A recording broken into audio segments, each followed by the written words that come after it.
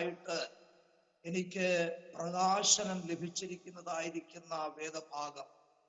നമുക്ക് 91-ാം സങ്കീർത്തനം വളരെ പരിചയമുള്ളതായ ഒരു സങ്കീർത്തനമാണെന്ന് എനിക്ക് നന്നായിട്ട് അറിയാം. വിശ്വാസത്തിലേക്ക് കടന്നു വരുന്നതിന് മുമ്പ് തന്നെ പലർക്കും പരിചയം ഈ 91-ാം സങ്കീർത്തനം ആയിരുന്നുവെന്ന് ഞാൻ പറയേണ്ട ആവശ്യമില്ല.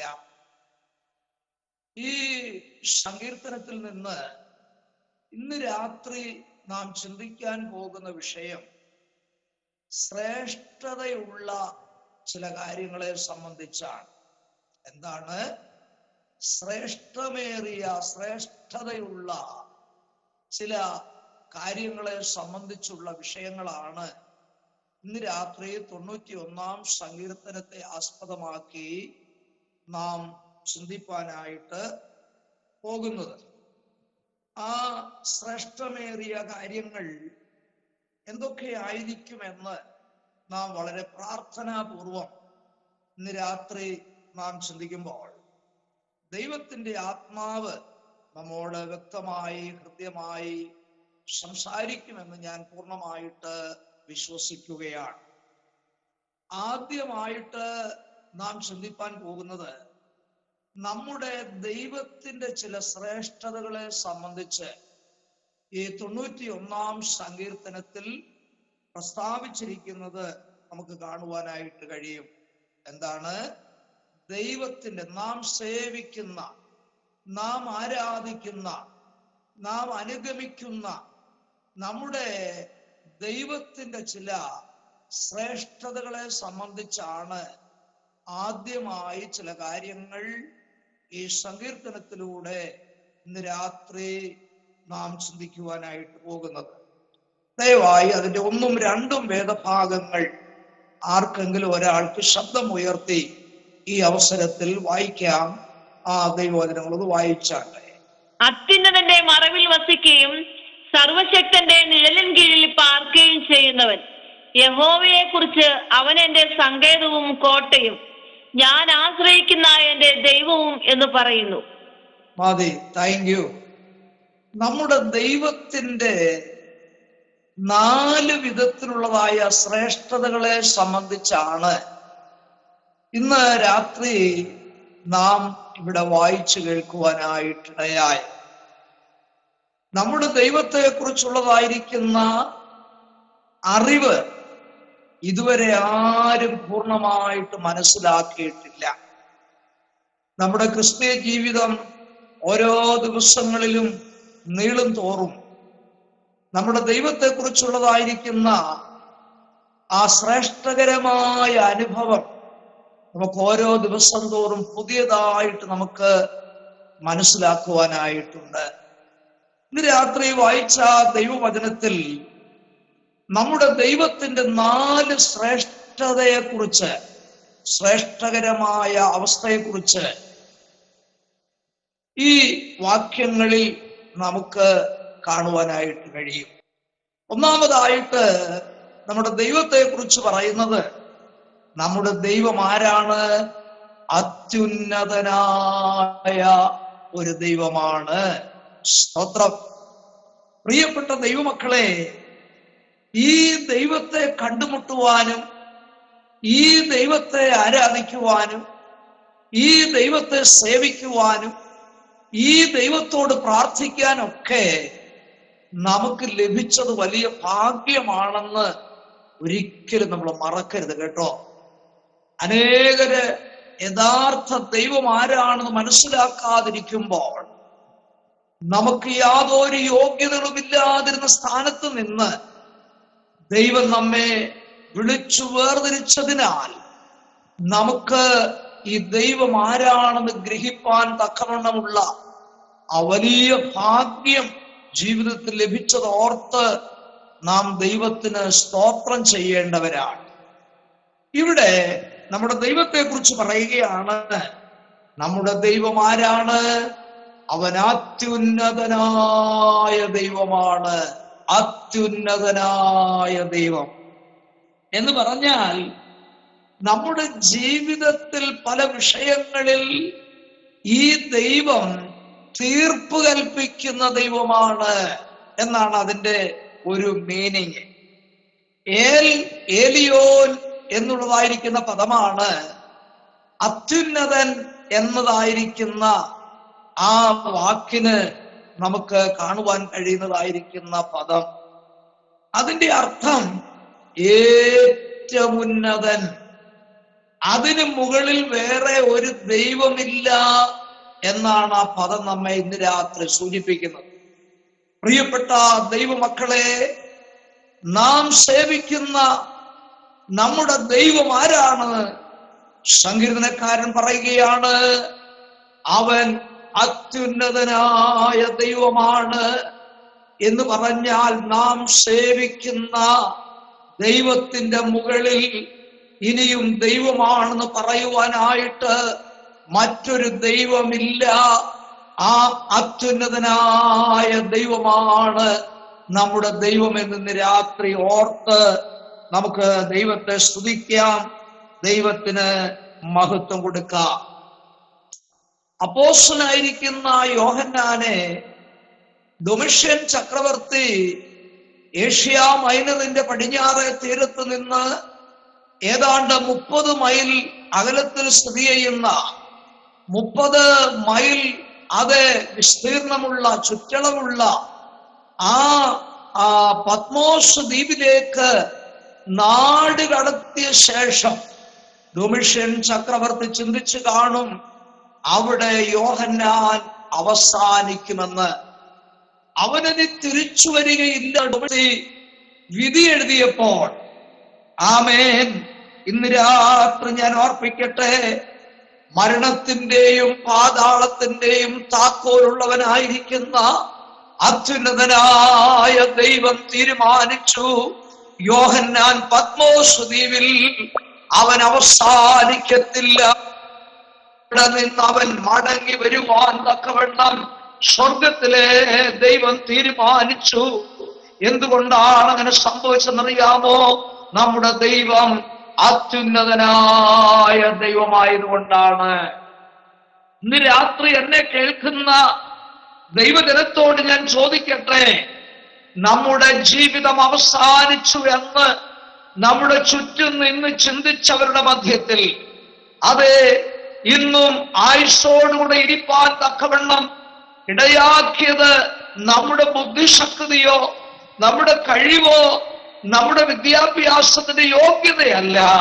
ഇന്ന് രാത്രി ഞാൻ ദൈവജനത്തെ ഓർപ്പിക്കട്ടെ, ജീവിതത്തിൽ നേരിട്ടതായിരിക്കുന്ന രോഗത്തിന്റെ മധ്യത്തിൽ, ജീവിതത്തിൽ നേരിട്ടതായിരിക്കുന്ന അനർത്ഥങ്ങളുടെ മധ്യത്തിൽ, ആ മരണത്തെ മുഖാമുഖമായി കണ്ട സന്ദർഭത്തിലും ദൈവം അവിടെ നിന്ന് വിടുവിച്ച് ഇന്ന് രാത്രി ഈ മീറ്റിംഗിൽ സംബന്ധിപ്പാൻ തക്കവണ്ണം എന്നെയും നിങ്ങളെയും ദൈവം ഇടയാക്കിയതിന്റെ കാരണം മറ്റൊന്നുമല്ല. പ്രിയപ്പെട്ടവരെ, നാം സേവിക്കുന്ന ദൈവം ആരാന്നറിയാമോ? അവൻ അത്യുന്നതനായ ദൈവമായതുകൊണ്ടാണ്. ഈ രാത്രി ഈ ദൈവത്തിന്റെ ഉന്നതമായിരിക്കുന്ന അവസ്ഥയെ ഗ്രഹിക്കുവാൻ തക്കവണ്ണം ദൈവവചനത്തിൽ പറഞ്ഞിരിക്കുന്ന ചില ചോദ്യങ്ങൾ ഞാൻ നിങ്ങളെ ഒന്ന് ഓർപ്പിപ്പാൻ താല്പര്യപ്പെടുകയാണ്. യെശയ്യാപ്രവചനം 14-ാം അധ്യായത്തിൽ അവിടെ നമ്മുടെ ദൈവം ചോദിക്കുന്ന ഒരു ചോദ്യമുണ്ട്. 27-ാം വാക്യത്തിലാണ് പറയുന്നത്, ഞാൻ നിർണയിച്ചിരിക്കുന്നു, അതിനെ ദുർബലമാക്കുവാൻ ആർക്ക് കഴിയും? ഞാൻ പ്രവർത്തിപ്പാനായിട്ട് കരം നീട്ടിയിരിക്കുന്നു, അതിനെ മടക്കുവാനായിട്ട് ആർക്ക് കഴിയും? ഇന്ന് രാത്രികാലം വചനത്തിൽ ശ്രദ്ധിക്കുന്ന ഓരോ പ്രിയപ്പെട്ടവരോടും ദൈവവചനത്തിന് മുമ്പിൽ ഈ ചോദ്യം ഇങ്ങനെയാണ്: ഞാൻ നിനക്ക് വേണ്ടി ചിലത് ചെയ്യുവാനായി നിർണയിച്ചു കഴിഞ്ഞിരിക്കുകയാണ്. അതിനെ ദുർബലമാക്കുന്ന ഒരു ശക്തിയും ഈ ലോകത്തിലില്ല എന്ന് ഇന്ന് രാത്രി വചനത്തിന് മുമ്പിൽ നാം ഓർക്കേണ്ട കാര്യമാണ്. ഭാവിയെ കുറിച്ച് ഭാരപ്പെടുന്ന ആരെങ്കിലും ഇന്ന് രാത്രി, അത് ജീവിതത്തിന്റെ നാളെയെ സംബന്ധിച്ച് ചിന്തിച്ച് നിരാശപ്പെടുന്ന ആരെങ്കിലും ഇന്ന് രാത്രി മീറ്റിംഗിൽ സംബന്ധിക്കുന്നുവെങ്കിൽ ദൈവവചനത്തിന് മുൻപിൽ ഞാൻ അർപ്പിക്കുന്നു. ദൈവ പൈതലേ, നിനക്ക് വേണ്ടി ചില കാര്യങ്ങൾ എന്റെ ദൈവം നിർണയിച്ചു വെച്ചിട്ടുണ്ട്. ആ നിർണയത്തിൽ നിന്ന് വ്യതിചലിപ്പിക്കുവാൻ, അത് ദുർബലമാക്കുവാൻ ഈ ലോകത്തിലെ ഒരു മനുഷ്യനും ലോകത്തിലെ ഒരു ശക്തിക്കും കഴിയത്തില്ല എന്ന് ഇന്ന് രാത്രി ദൈവത്തിന്റെ വചനത്തിൽ കൂടെ ഓർപ്പിക്കട്ടെ. കാരണം നമ്മുടെ ദൈവം ആരാന്നറിയാമോ? അവൻ അത്യുന്നതനായ ദൈവമാണ്. ദൈവത്തിന് സ്തോത്രം. മറ്റൊരു ചോദ്യം ഇങ്ങനെയാണ്: ഞാൻ പ്രവർത്തിക്കും, ആരതിനെ തടുക്കും? ഹല്ലേലൂയ. പ്രിയപ്പെട്ട ദൈവത്തിന്റെ പൈതലേ, അത്യുന്നതനായിരിക്കുന്ന ദൈവം ഇന്ന് രാത്രികാലം ചോദിക്കുകയാണ്, ഞാൻ പ്രവർത്തിക്കുന്ന ദൈവമാണ്, ആർക്കതിനെ തടുക്കുവാൻ കഴിയും? എന്ന് പറഞ്ഞാൽ നമ്മുടെ ദൈവത്തിന് പ്രവർത്തിപ്പാൻ കഴിയാതെ ദൈവത്തിന്റെ കരം കുറുകിപ്പോയിട്ടില്ല. ആരും ആ കഴിഞ്ഞകാല ജീവിതത്തിൽ നമ്മുടെ പൂർവന്മാരുടെ കാലങ്ങളിൽ അനേക ഭക്തന്മാരുടെ ജീവിതത്തിൽ അവർക്ക് വേണ്ടി പ്രവർത്തിച്ചവനായ ഒരു ദൈവമാണ് നമ്മുടെ ദൈവം. ആ ദൈവം അത്യുന്നതനായ ദൈവമാണ്. നമുക്ക് വേണ്ടി ഈ കാലങ്ങളിലും ദൈവത്തിന് പ്രവർത്തിപ്പാനായിട്ട് കഴിയും. അതുകൊണ്ട് അത്യുന്നതനായ ദൈവം ചോദിക്കുകയാണ്, ഞാൻ പ്രവർത്തിക്കും, ആരതിനെ തടുക്കും? ഹല്ലേലൂയ. കർത്താവിന്റെ വിളി കേട്ടുകൊണ്ട് മിസ്രയീമിൽ നിന്ന് ഇറങ്ങിത്തിരിച്ചതായിരിക്കുന്ന ദൈവജനത്തിന്റെ മുൻപിൽ അതേ ചെങ്കടലിൽ നമ്മുടെ ദൈവം വഴി തുറന്ന ദൈവമാണ്. മരുഭൂമിയിൽ അവരെ അതേ സുഭിക്ഷമായി പോറ്റി പരിപാലിച്ച ദൈവമാണ്. യോർദാനിൽ നമ്മുടെ ദൈവം അവർക്ക് വേണ്ടി വഴി തുറന്ന ദൈവമാണ്. അവർക്ക് വേണ്ടി എരിഹോ കോട്ടയെ നമ്മുടെ ദൈവം ഇടിച്ചു കളഞ്ഞ ദൈവമാണ്. അത് തീയുടെ മധ്യത്തിൽ തന്റെ ദാസന്മാരെ ദൈവം പരിപാലമാണ്. അതേ സിംഹത്തിന്റെ ഗുഹയിൽ നിന്ന് തന്റെ ദാസനെ ദൈവം വിടുവിച്ച ദൈവമാണ്. കാരാഗൃഹത്തിന്റെ അന്തർഭാഗത്ത് നിന്ന് ദൈവം അതിന്റെ ആ വാതിലുകളുടെ പൂട്ടുകളെ തകർത്ത് തന്റെ ദൂതനെ അയച്ച് ദൈവം വിടുവിച്ച ദൈവമാണ്. ഇന്ന് രാത്രി ദൈവം ഇതിലോട് പറയട്ടെ, ആ ദൈവമാണ് നമ്മുടെ ദൈവം. ആ ദൈവമാണ് അത്യുന്നതനായ ദൈവം. ഇന്ന് രാത്രി എനിക്കും നിങ്ങൾക്കും വേണ്ടി ദൈവം പ്രവർത്തിപ്പാൻ എഴുന്നേറ്റ് കഴിഞ്ഞാൽ അതിനെ തടുക്കുന്ന ഒരു ശക്തിയും ഈ ലോകത്തിലില്ല എന്ന് ഇന്ന് രാത്രി വചനം ഏറ്റെടുത്തുകൊണ്ട് നമുക്ക് ദൈവവചനത്തിനായി സ്തോത്രം ചെയ്യാം. ഹല്ലേലൂയ. ഒരു അത്ഭുതത്തിന് വേണ്ടി ആഗ്രഹിക്കുന്ന, എന്റെ ജീവിതത്തിൽ ഒരു ദൈവ പ്രവൃത്തിക്ക് വേണ്ടി ആഗ്രഹിക്കുന്ന ആരെങ്കിലും ഇന്ന് രാത്രി വചനം കേൾക്കുന്നുവെങ്കിൽ ആ ദൈവം നിന്നോട് പറയുകയാണ്, ഞാൻ നിനക്ക് വേണ്ടി പ്രവർത്തിക്കും, ആർക്കും അതിനെ തടയുവാൻ കഴിയത്തില്ല. Price the Lord, praise the Lord. ഈ പറഞ്ഞതെല്ലാം അത്യുന്നതനായിരിക്കുന്ന ദൈവത്തിന്റെ ചോദ്യമാണ്. വീണ്ടും ഈ ദൈവം ചോദിക്കുന്നു, ഞാൻ സർവ്വജഗത്തിന്റെയും ദൈവമായിരിക്കുന്ന യഹോവയാണ്, എനിക്ക് കഴിയാത്ത വല്ല കാര്യവുമുണ്ടോ? ഈ അത്യുന്നതനായ ദൈവം ഇന്ന് രാത്രി ഓരോ വ്യക്തികളോടും ചോദിക്കുകയാണ്, ഞാൻ അത്യുന്നതനായ ദൈവം, അതെ ഞാൻ നിങ്ങൾക്ക് വേണ്ടി അത് പ്രവർത്തിക്കുന്ന ദൈവമാണ്, ഞാൻ സർവ്വജഗത്തിന്റെയും ദൈവമായിരിക്കുന്ന യഹോവയാണ്, എനിക്ക് കഴിയാത്ത വല്ല കാര്യവുമുണ്ടോ? നമ്മുടെ ബന്ധുമിത്രാദികളും നമ്മുടെ ചാർച്ചക്കാരും ലോകം മുഴുവനും ഒന്നിച്ചു ചേർന്ന് നിന്ന് നിന്റെ ജീവിതത്തിൽ ഇനി ഇത് സംഭവിക്കത്തില്ല എന്ന് പറഞ്ഞ് നിന്നെ പുറകോട്ട് പിടിച്ചു വലിക്കുമ്പോൾ, നിന്റെ ജീവിതത്തിൽ നിരാശ ഉണ്ടാക്കുമ്പോൾ, ഈ ദൈവം ഇന്ന് രാത്രി ചോദിക്കുന്നു, ഞാൻ സർവ്വജഗത്തിന്റെയും ദൈവമായ യഹോവയാണെന്ന് നിനക്കറിയാമോ? എനിക്ക് കഴിയാത്ത ഒരു കാര്യവുമില്ല. നമ്മുടെ ജീവിതത്തിൽ ദൈവം അതേ അസാധ്യങ്ങളെ സാധ്യമാക്കി തീർക്കുന്ന ദൈവമാണ്. മെഡിക്കൽ സയൻസ് പോലും അതേ പരാജയപ്പെടുന്ന സ്ഥാനത്ത് എന്റെ ദൈവത്തിന്റെ അത്ഭുതമായ കരം നമുക്ക് വേണ്ടി നീട്ടിത്തന്നാൽ നമ്മുടെ രോഗങ്ങളെ ദൈവം സൗഖ്യമാക്കുന്ന ദൈവമാണ്. നമ്മുടെ ജീവിതത്തിന്റെ പ്രതിസന്ധിയിൽ നിന്ന് ദൈവം നമ്മെ വിടുവിക്കുന്ന ദൈവമാണ്. എന്റെ ദൈവത്തിന് അസാധ്യമായിരിക്കുന്ന ഒരു കാര്യവുമില്ല. ഇന്ന് രാത്രി ഞാൻ ദൈവത്തിന്റെ ആത്മാവിനാൽ മനസ്സിലാക്കിയിട്ട് പറയുന്നു, ചില പ്രിയപ്പെട്ടവർക്ക് വേണ്ടി ചില വർഷങ്ങളായി ചില പ്രിയപ്പെട്ടവർ നിരന്തരമായി പ്രാർത്ഥിക്കുന്നവരുണ്ട്. അവരുടെ രക്ഷാനിർണയത്തിന് വേണ്ടി, അവരുടെ വിടുതലിന് വേണ്ടി, അവരുടെ രോഗസൗഖ്യത്തിന് വേണ്ടി, അവർക്ക് നന്മ കാണാൻ വേണ്ടി പ്രാർത്ഥിച്ചിട്ടും മറുപടി കണ്ടില്ല എന്നോർത്ത് നിരാശപ്പെടരുത്. ഇന്ന് രാത്രി ദൈവത്തിന്റെ വചനം ഇന്ന് രാത്രി വിളിച്ചു പറയുകയാണ്, ഒരു കാര്യവുമില്ല. നിന്റെ ജീവിതത്തിൽ പ്രാർത്ഥിച്ച വിഷയത്തിന് താമസമില്ല. ദിവസങ്ങൾ അധികം കടന്നു പോകുന്നതിന് മുൻപായി നീ പ്രാർത്ഥിച്ചതിലുപരിയായി എന്റെ ദൈവത്തിന്റെ മറുപടി നിന്റെ കണ്ണുകൊണ്ട് കാണുന്ന ഒരു സമയം നിന്റെ മുൻപിലുണ്ട്. ഇന്ന് രാത്രി അത്യുന്നതനായിരിക്കുന്ന ദൈവം വീണ്ടും വീണ്ടും ചോദിക്കുകയാണ്, എനിക്ക് കഴിയാത്ത വല്ല കാര്യവുമുണ്ടോ? Praise the Lord, praise the Lord.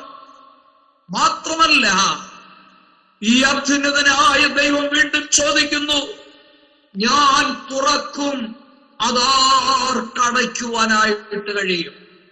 വെളിപ്പാട് പുസ്തകം 3-ാം അധ്യായത്തിൽ പറയുന്നത് അങ്ങനെയാണ്. ദാവീദിന്റെ താക്കോലുള്ളവനായിരിക്കുന്ന നമ്മുടെ കർത്താവ് ഒരു വാതിൽ അടച്ചു കഴിഞ്ഞാൽ ആർക്കും അതിനെ തുറക്കുവാൻ കഴിയത്തില്ല. എന്നാൽ മറ്റൊരു കാര്യം കൂടെ ഓർപ്പിക്കാം, ദൈവം തുറന്നു തന്നാൽ അതാർക്കും അടയ്ക്കുവാൻ കഴിയത്തില്ല. അത്യുന്നതനായ ദൈവം നമ്മോട് കൂടെയുണ്ട്. അതോർത്ത് നമുക്ക് ധൈര്യപ്പെടാം, ദൈവത്തിന് സ്തോത്രം ചെയ്യാം. നമ്മുടെ ദൈവത്തിന്റെ ഒന്നാമത്തെ ശ്രേഷ്ഠമായ കാര്യമാണ് അവൻ അത്യുന്നതനായ ദൈവം എന്നുള്ളത്. രണ്ടാമത്, നാം ഇവിടെ വായിച്ചു കേട്ടു, നമ്മുടെ ദൈവം സർവശക്തനായ ദൈവമാണ്. നമ്മുടെ ദൈവത്തിന്റെ ഒന്നാമത്തെ ശ്രേഷ്ഠത, ദൈവം അത്യുന്നതനായ ദൈവമാണെങ്കിൽ ദൈവത്തിന്റെ രണ്ടാമത്തെ ശ്രേഷ്ഠത എന്തെന്നറിയാമോ? നമ്മുടെ ദൈവം സർവശക്തനായിരിക്കുന്ന ദൈവമാണ്. എന്ന് പറഞ്ഞാൽ അതിന്റെ അർത്ഥം, നമ്മുടെ ദൈവത്തെക്കാൾ ശക്തിയുള്ള വേറെ ഒരു ദൈവം വേറെ ഇല്ലെന്നാണ് അതിന്റെ അർത്ഥം. ഇന്ന് രാത്രി എന്നെ കേൾക്കുന്ന ദൈവത്തിന്റെ പൈതലേ, നാം പലപ്പോഴും അശക്തരായിത്തീരുന്ന സന്ദർഭത്തിൽ, നാം ബലഹീനരായിത്തീരുന്ന സന്ദർഭത്തിൽ, നാം ക്ഷീണിച്ചു പോകുന്ന സന്ദർഭത്തിൽ ഒരു കാര്യം മറക്കരുത്, നമ്മുടെ ദൈവം സർവശക്തനായി അവൻ നമ്മോട് കൂടെ ഉണ്ട് എന്നുള്ള കാര്യം മറന്നു പോകരുത്.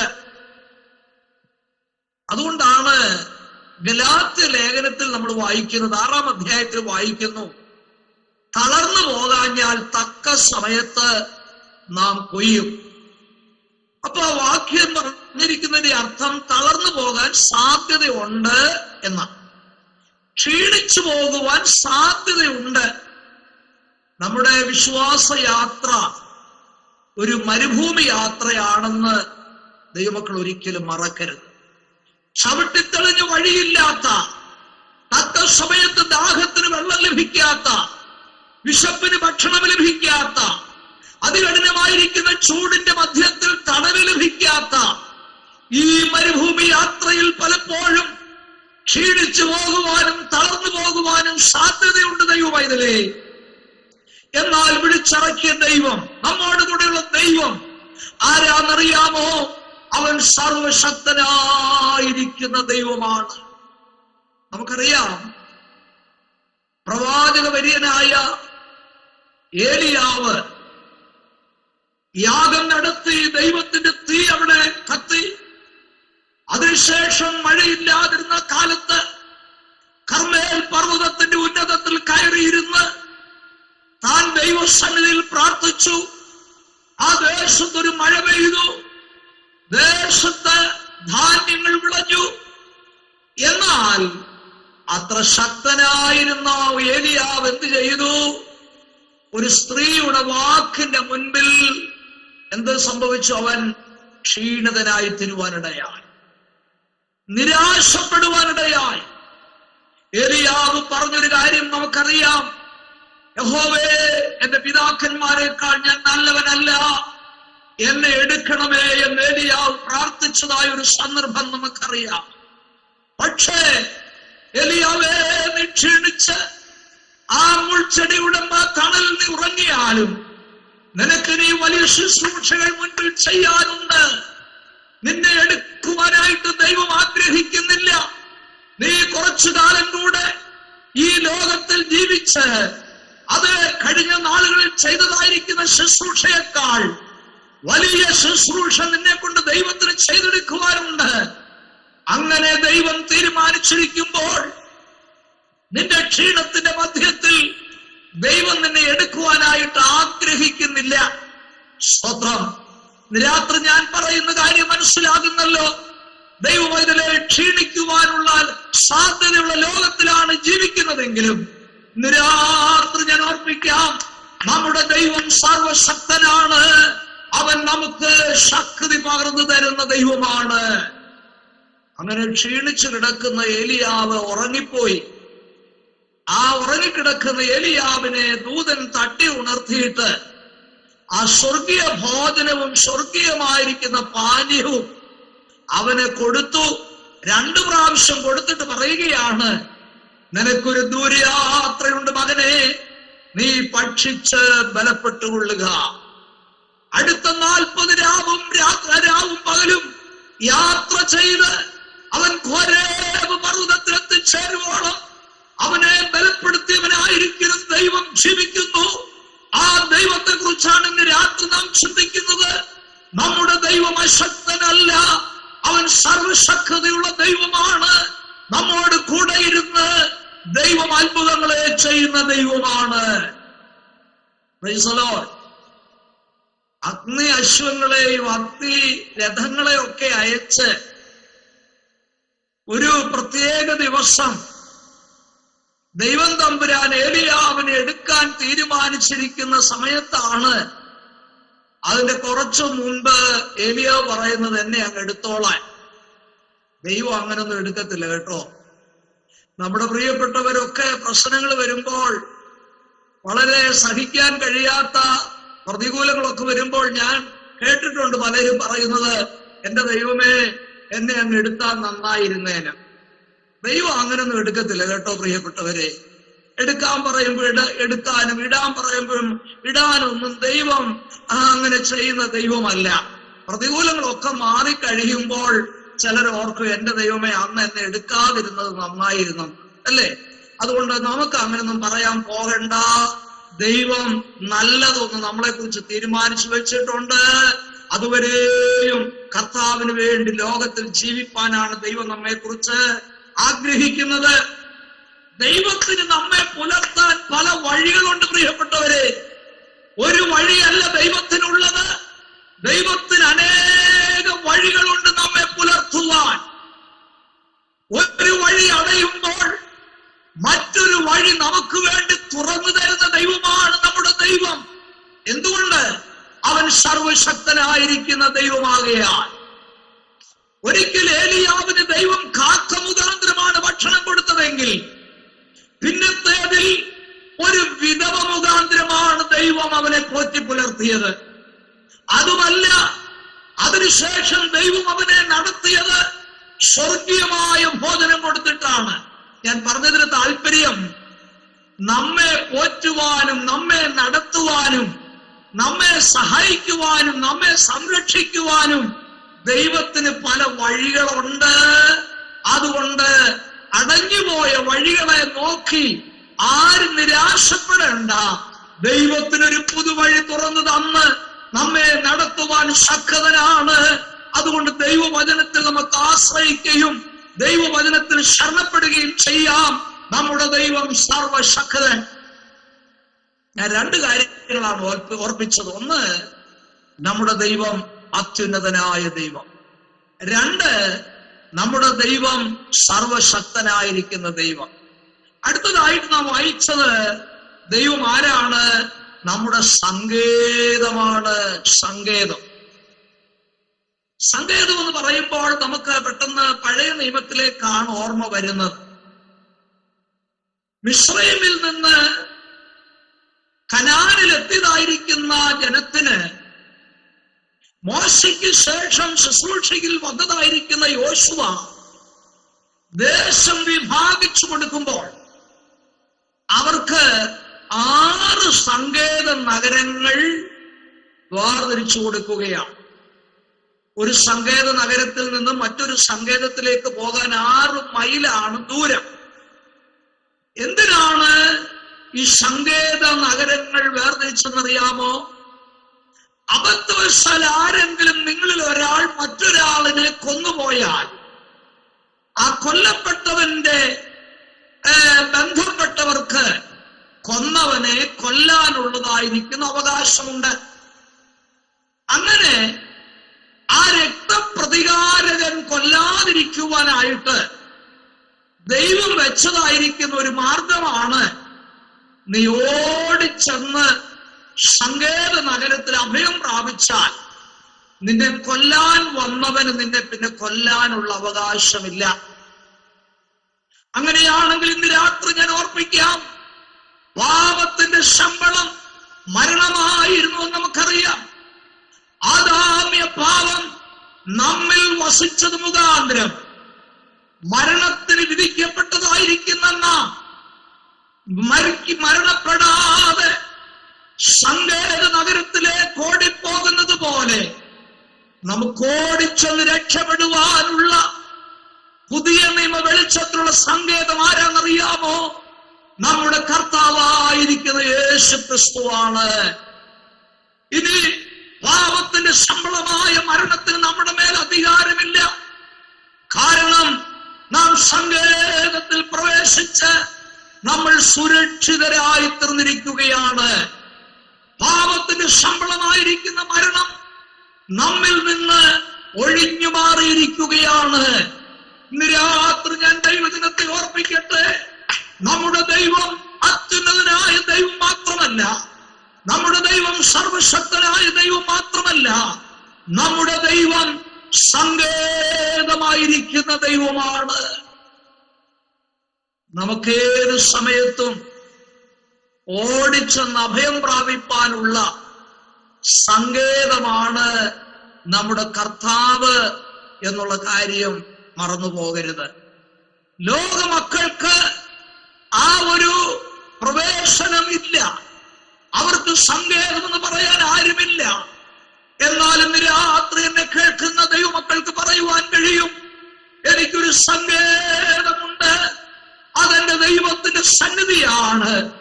ഏത് വിഷയങ്ങൾ വന്നാലും, ഏത് പ്രതികൂലങ്ങൾ വന്നാലും, ഏതെല്ലാം പ്രതിസന്ധികൾ നേരിട്ടാലും, ഏത് വിഷയത്തിന് മധ്യത്തിലായിരുന്നാലും നിനക്ക് ഓടിച്ചെന്ന് അഭയം പ്രാപിക്കുവാനുള്ള സങ്കേതമാണ് നിന്റെ കർത്താവ് എന്നുള്ള കാര്യം മറക്കരുത്. ഇന്ന് രാത്രി ആ സങ്കേതത്തിലേക്ക് നമുക്ക് അടുത്തെന്ന് ബലം പ്രാപിക്കുക. സ്തോത്രം. തീർന്നില്ല, 4ാമത് കാണാൻ കഴിയും നമ്മുടെ ദൈവത്തിന്റെ ശ്രേഷ്ഠത എന്താണ്. നമ്മുടെ ദൈവം ഒരു കോട്ടയാണ്. ഹല്ലേലൂയ. പുരാതന കാലഘട്ടങ്ങളിലൊക്കെ ശത്രു സൈന്യം വന്ന് ഒരു പട്ടണത്തെ കീഴടക്കാതിരിക്കാൻ വേണ്ടി അവരതിനു ചുറ്റും കോട്ടകൾ, കൽമതിലുകൾ തീർക്കുക പതിവായിരുന്നു.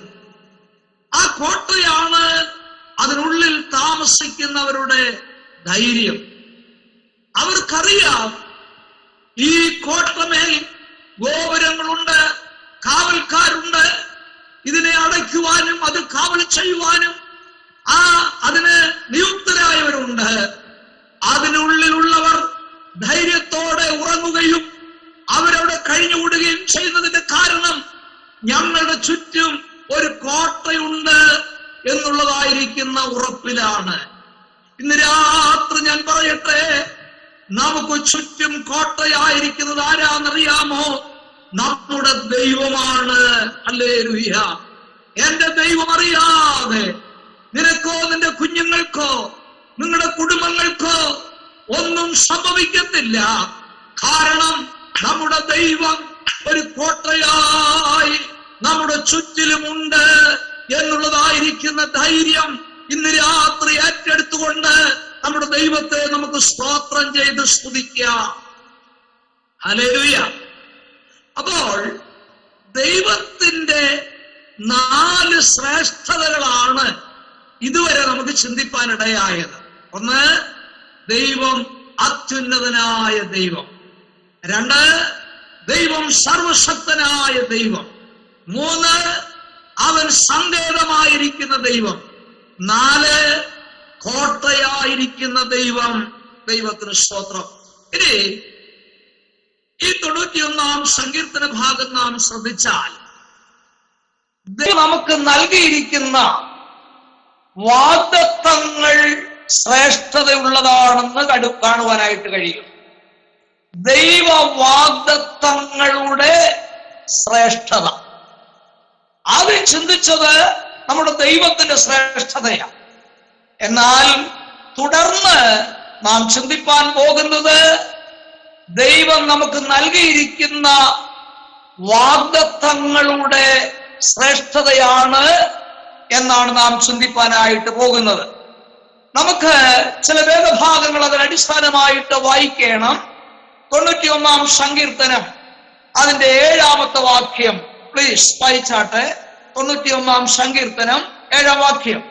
നിന്റെ വശത്ത് 1000 പേരും നിന്റെ വലത്തുവശത്ത് 10,000 പേരും വീഴും, എങ്കിലും അത് നിന്നോട് അടുത്തു വരികയില്ല. ദൈവം നൽകിയിരിക്കുന്ന വാഗ്ദത്തങ്ങളിൽ ഒരു വാഗ്ദത്തമാണ് നിന്റെ വശത്ത് 1000 പേരും നിന്റെ വലത്തുവശത്ത് 10,000 പേരും വീഴും, എങ്കിലും അത് നിന്നോട് അടുത്തു വരികയില്ല എന്നുള്ളത് ദൈവം വ്യക്തിപരമായി നമുക്ക് തന്നിരിക്കുന്ന വാഗ്ദത്തമാണ്. അത് ശ്രേഷ്ഠമേറിയ ഒരു വാഗ്ദത്തമാണ് എന്ന് നാം മറന്നു പോകരുത്. അത് മറ്റൊരർത്ഥത്തിൽ ഇന്ന് രാത്രി ഞാൻ ഓർപ്പിക്കട്ടെ. മരണം നമ്മെ വഴിമാറ്റി വിടുവാൻ തക്കവണ്ണം ദൈവം നമുക്ക് വാഗ്ദത്തം നൽകിയിരിക്കുന്നു എന്നുള്ളതാണ് ഈ വേദഭാഗം ഇന്ന് രാത്രി നമ്മെ ഓർപ്പിക്കുന്നത്. നാം ഇന്ന് രാത്രി ഞാൻ പ്രാരംഭത്തിൽ ഓർപ്പിച്ചല്ലോ, ഇവിടെ ഇരിക്കുന്നതിന്റെ കാരണം അനേക സന്ദർഭങ്ങളിൽ മരണപ്പെടുവാനുള്ള സാധ്യതകൾ ജീവിതത്തിൽ നേരിട്ടപ്പോൾ നമ്മുടെ ദൈവം മരണത്തെ വഴിമാറ്റി വിട്ടത് കൊണ്ടാണ്, ആ വാഗ്ദത്തം ജീവിതത്തിൽ നിർവഹിച്ചത് കൊണ്ടാണ് ഇന്ന് രാത്രി നാം എവിടെ ഇരിക്കുന്നതെന്ന് ദൈവമക്കൾ മറന്നു പോകരുത്. അപ്പോൾ വാഗ്ദത്തങ്ങളുടെ ശ്രേഷ്ഠത ഇതിൽ കാണാൻ കഴിയുന്നതിൽ ആദ്യമായി കാണുവാൻ കഴിയുന്ന വാഗ്ദത്തം ഇതാണ്. മരണത്തെ വഴിമാറ്റി വിടുന്ന വാഗ്ദത്തം ദൈവം നമുക്ക് തന്നിട്ടുണ്ട്. ആ ശ്രേഷ്ഠമേറിയ വാഗ്ദത്തത്തിനായി ഇന്ന് രാത്രി നമുക്ക് ദൈവത്തിന് സ്തോത്രം ചെയ്യാം. കഴിഞ്ഞ ദിവസങ്ങളിലെല്ലാം ഞാന് ശുശ്രൂഷിക്കുന്ന സഭയിലായാലും ഞാന് കഴിഞ്ഞ ദിവസങ്ങളിൽ കടന്നുപോയതായ മീറ്റിങ്ങുകളിലായാലും പ്രത്യേകമായി ദൈവജനത്തെ കൊണ്ട് പ്രാർത്ഥിപ്പിച്ച ഒരു വിഷയം ഞാൻ വീണ്ടും ഓർപ്പിക്കുകയാണ്. തന്റെ ദാസന്മാരെ ഓർത്ത് ദൈവമക്കൾ ശക്തമായി ദിവസങ്ങളിൽ പ്രാർത്ഥിക്കണം. കാരണം ദൈവത്തിന് വേണ്ടി ശക്തമായി ഉപയോഗിക്കുന്ന തന്റെ ദാസന്മാരുടെ യാത്രയിൽ വാഹന അപകടങ്ങൾ നേരിട്ട് അനേക ദൈവദാസന്മാര് ലോകത്തിൽ നിന്ന് മാറ്റപ്പെട്ട് കഴിഞ്ഞു. പ്രിയപ്പെട്ടവരെ, അനേക ദൈവദാസന്മാർ തീരാ രോഗികളായി ഈ ദിവസങ്ങളിൽ ഭാരപ്പെട്ടുകൊണ്ടിരിക്കുകയാണ്. ഇതിന്റെ കാരണം മറ്റൊന്നുമല്ല, ദൈവത്തിന് വേണ്ടി അവർ പ്രയോജനപ്പെടരുത് എന്നുള്ള ചിന്തയോടുകൂടെ സാത്താൻ വളരെ ശക്തമായി തന്റെ ദാസന്മാരുടെ മേൽ പോരാടുന്ന ഈ ഒരു കാലഘട്ടത്തിൽ അവർക്ക് പ്രാർത്ഥനയാണ് ആവശ്യമായിരിക്കുന്നത്. അതുകൊണ്ട് പ്രിയ ദൈവമക്കൾ ആ വിഷയത്തെ ഓർത്ത് പ്രാർത്ഥിക്കണം. കഴിഞ്ഞ ദിവസങ്ങളിൽ ഒന്നിലൊരു ദൈവദാസൻ എന്നോട് നേരിട്ട് സംസാരിച്ചതായിരിക്കുന്ന ഒരു കാര്യമുണ്ട്. അദ്ദേഹം പ്ലെയിനിൽ യാത്ര ചെയ്യുമ്പോൾ അടുത്തിരിക്കുന്ന ആള് ആ പ്ലെയിനിൽ ലഭിച്ചതായിരിക്കുന്ന ഭക്ഷണം കഴിക്കാതെ ഇരിക്കുന്നത് കണ്ടിട്ട് ഈ ദൈവദാസൻ ചോദിച്ചു, നിങ്ങൾ എന്താണ് ഭക്ഷണം കഴിക്കാതിരിക്കുന്നത്? അപ്പം ആ ആള് പറഞ്ഞു, ഞാൻ ഇന്ന് ഉപവാസത്തിലാണ്, അതുകൊണ്ടാണ് ഞാൻ ഭക്ഷണം കഴിക്കാതിരിക്കുന്നത്. അപ്പൊ ഈ ദൈവദാസന് വളരെ സന്തോഷമായി. ഉപവസിക്കുന്ന ഒരാൾ എൻ്റെ സീറ്റിൽ തന്നെ ഉണ്ടല്ലോ എന്ന് ഇങ്ങനെ സന്തോഷിച്ചിരിക്കുമ്പോൾ അദ്ദേഹം ചില കാര്യങ്ങൾ ചോദിച്ചപ്പോഴാണ് മനസ്സിലായത് ആ വ്യക്തി സാത്താനെ സേവിക്കുന്ന ഒരാളായിരുന്നുവെന്ന്. എന്തിനാണ് നിങ്ങൾ ഉപവസിക്കുന്നത് ചോദിച്ചപ്പോൾ പറഞ്ഞു, എല്ലാ പാസ്റ്റർമാർക്കും അപകടം ഉണ്ടാകണം, അവർ ലോകത്തിൽ നിന്ന് മാറ്റപ്പെടണം, അതിനുവേണ്ടി ഞങ്ങളുടെ സംഘം ഈ ദിവസം ഉപവസിച്ച് പ്രാർത്ഥിക്കുന്ന ദിവസമാണ് എന്ന് അടുത്തിരുന്ന ആള് പറയുവാനിടയായി എന്ന് ആ ദൈവദാസൻ എന്നെ ഓർപ്പിച്ചു. അത് ശരിയാണെങ്കിൽ ഇന്ന് രാത്രി ഞാൻ പറയട്ടെ, നമ്മുടെ പ്രാർത്ഥനയാണ് ദൈവദാസന്മാർക്ക് ആധാരമായിരിക്കുന്നത്. ദൈവമക്കളെ, നമുക്ക് ശക്തമായി ദൈവസന്നിധിയിൽ പ്രാർത്ഥിക്കാം. തന്റെ ദാസന്മാരെ ദൈവം വിടുവിക്കട്ടെ, ദൈവം അവരെ കൊണ്ട് വലിയ ശുശ്രൂഷകൾ ചെയ്യിപ്പിക്കട്ടെ. അതിനായി നമുക്ക് ദൈവസന്നിധിയിൽ പ്രാർത്ഥിക്കാം. അപ്പോൾ ശ്രേഷ്ഠമേറിയ വാഗ്ദത്തങ്ങൾ നമുക്ക് ഈ സങ്കീർത്തനത്തിൽ കാണാൻ കഴിയും. അടുത്തതായിട്ട് 11-12 വാക്യങ്ങൾ ഒന്ന് വായിച്ചാട്ടെ. 11-12 വാക്യങ്ങൾ വായിക്കാം. നിന്റെ എല്ലാ വഴികളിലും നിന്നെ കാക്കേണ്ടതിന് അവൻ നിന്നെ കുറിച്ച് തന്റെ ദൂതന്മാരോട് കൽപ്പിക്കും. നിന്റെ കാൽ കല്ലിൽ തട്ടിപ്പോകാതിരിക്കേണ്ടതിന് അവർ നിന്നെ കൈകളിൽ വഹിച്ചുകൊള്ളും. ആമേൻ, ഹല്ലേലൂയ. ശ്രേഷ്ഠമേറിയ വാഗ്ദത്തങ്ങളിൽ അടുത്ത വാഗ്ദത്തമാണ് ദൂതന്മാരുടെ സംരക്ഷണം നമ്മുടെ ജീവിതത്തിൽ ദൈവം നൽകുമെന്നുള്ളത്. നിന്റെ കാല് കല്ലിൽ തട്ടിപ്പോകാതിരിക്കേണ്ടതിന് ദൂതന്മാർ കൈകളിൽ വഹിച്ചുകൊള്ളും എന്നുള്ളതായിരിക്കുന്ന വാഗ്ദത്തത്തിന്റെ ശ്രേഷ്ഠതയാണ് നമുക്ക് വീണ്ടും ഈ സങ്കീർത്തനത്തിൽ കാണുവാനായിട്ട് കഴിയുന്നത്. പ്രിയപ്പെട്ട ദൈവമക്കളെ, നമ്മുടെ നഗ്ന നേത്രങ്ങൾ കൊണ്ട് കാണുവാൻ കഴിയുന്നില്ല എങ്കിലും നമ്മുടെ ജീവിതത്തിന്റെ ഓരോ തുറകളിലും ദൈവദൂതന്മാരുടെ കാവൽ നമ്മോടുകൂടെ ഉണ്ടെന്നുള്ള കാര്യം ഇന്ന് രാത്രിയിൽ ഞാൻ ദൈവജനത്തെ ഓർപ്പിക്കുകയാണ്. ദൈവദൂതന്മാർ നമ്മെ പരിപാലിക്കുന്ന ദൗത്യം ഏറ്റെടുത്തിരിക്കുകയാണ്. Price the Lord. ചില വർഷങ്ങൾക്ക് മുൻപ് VT ജോസഫ് എന്ന് പറയുന്ന ആ ദൈവദാസന്റെ മകൻ, നമുക്കറിയാം ജോൺ ജോസഫ് എന്ന് പറയുന്ന ആ മാന്യദേഹമാണ് മൈനോറിറ്റി കമ്മീഷനായിട്ട് അത് ആയിരിക്കാനായിട്ട് ഗവൺമെന്റ് നിശ്ചയിച്ച വ്യക്തി. അദ്ദേഹത്തിന്റെ സ്വദേശം പത്തനംതിട്ടയാണ്. പക്ഷേ തന്റെ ഔദ്യോഗിക ആ സമയത്തോടുള്ള ബന്ധത്തിൽ അദ്ദേഹം ഡൽഹിയിലാണ് താമസിച്ചുകൊണ്ടിരുന്നത്. ആ പദവി അലങ്കരിച്ചിരുന്ന ആ കാലത്ത് അദ്ദേഹം ഡൽഹിയിൽ നിന്ന് തന്റെ ഭവനത്തിലേക്ക് കാറിൽ യാത്ര ചെയ്തു വരികയായിരുന്നു. അപ്പൊ വന്ന വഴിക്ക് അദ്ദേഹത്തിന് തോന്നി കോട്ടയത്ത് താമസിക്കുന്ന പാസ്റ്റർ PM ഫിലിപ്പ് എന്ന് പറയുന്ന ആ വയോധികനായ ദൈവദാസനെ ഒന്ന് കണ്ടിട്ട് പത്തനംതിട്ടയിലേക്ക് തന്റെ ഭവനത്തിലേക്ക് കടന്നു പോകാമെന്ന് ചിന്തിച്ച് കോട്ടയത്തുള്ളതായിരിക്കുന്ന ആ ദൈവദാസന്റെ ഭവനത്തിലേക്ക് കടന്നു പോകാനായിട്ട് വന്നു. പക്ഷെ ഒരു കാര്യം ഓർക്കണം, ഇന്ത്യ ഗവൺമെന്റ് നിശ്ചയിച്ചു വെച്ചിരിക്കുന്ന ആ ഉന്നതമായിരിക്കുന്ന സ്ഥാനമുള്ള വ്യക്തി കാറിൽ തന്നെയല്ല യാത്ര ചെയ്തു വന്നത്. മുൻപിലും പുറകിലും മറ്റ് 2 കാറുകൾ, അതിനകത്ത് അദ്ദേഹത്തെ സംരക്ഷിക്കുവാൻ ആവശ്യമായിരിക്കുന്ന ആ കാവൽ ചെയ്യുന്ന ആ ഉദ്യോഗസ്ഥന്മാർ പുറകിലും മുമ്പിലും. പക്ഷേ ഈ ജോൺ ജോസഫ് എന്ന് പറയുന്ന മാന്യ അദ്ദേഹം കോട്ടയത്തുള്ളതായിരിക്കുന്ന ദൈവദാസന്റെ ഭവനത്തിൽ ചെല്ലുന്നതിന് മുൻപായി ആ ഭവനത്തിൽ ചെന്നത് ആരാന്നറിയാമോ? അദ്ദേഹത്തിന്റെ കൂടെ വന്ന സെക്യൂരിറ്റികളാണ്. ഗാർഡായിട്ട് വന്നവരാദ്യം ചെന്നത് കാക്കി ഡ്രസ്സിട്ട്. ഇവരെല്ലാം കൂടെ പെട്ടെന്ന് വീട്ടിലേക്ക് ചെന്നപ്പോൾ ആ വീട്ടിലുള്ളവർക്കെല്ലാം ഭയമായി. എന്തായ സംഭവം നടക്കാൻ പോകുന്നത്? അതിനടുത്ത് തന്നെ ഒരു ബൈബിൾ കോളേജ് നടന്നുകൊണ്ടിരിക്കുക. ഈ വന്ന പോലീസുകാരെല്ലാം കൂടെ ഓടി ഒരു മുന്നറിയിപ്പും കൂടാതെ ബൈബിൾ കോളേജിനകത്ത് കയറി അവിടെ നോക്കുന്നു, ഇവിടെ നോക്കുന്നു. അവിടെ പഠിപ്പിച്ചുകൊണ്ടിരുന്നവർക്കും പഠിച്ചുകൊണ്ടിരുന്ന വിദ്യാർത്ഥികൾക്കെല്ലാം ആകെ ഭയം. എന്താ സംഭവിച്ചെന്നറിയാമോ? മൈനോറിറ്റി കമ്മീഷൻ വരുന്നതിന് മുൻപ് കൂടെ വന്നവരുടെ ദൗത്യമാണ് ഇദ്ദേഹത്തിന് അനർത്ഥങ്ങളോ ആപത്തുകളോ ഒന്നും കൂടാതിരിക്കാൻ ഈ വന്ന ബിൽഡിങ്ങുകളെല്ലാം പരിശോധിക്കുക എന്നുള്ളത്.